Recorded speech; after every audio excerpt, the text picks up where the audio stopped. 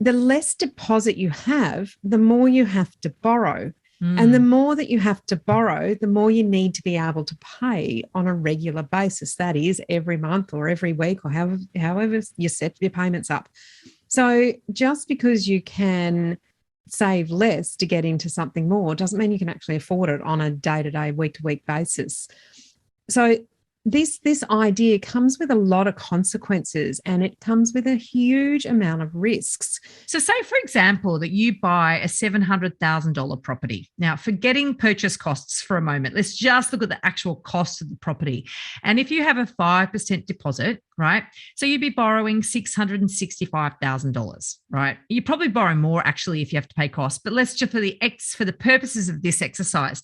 And your repayments, if you assume a 3.5% interest rate, right, which is slightly more than you probably have to pay right this minute, but hey, we're heading in that direction. Yeah, we are. So your repayments on $665,000 with that 3.5% interest rate would be around $3,339 per month.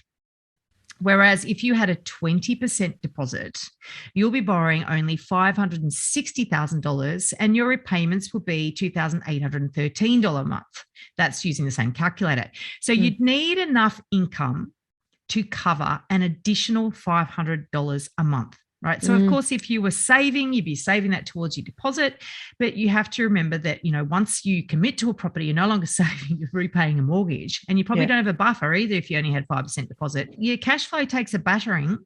And you got to start to try to, from that point, to try to build a buffer, try to build some sort of safety net around you. And I think that that's the thing that sort of, oh, yeah, great, I can get in the market sooner.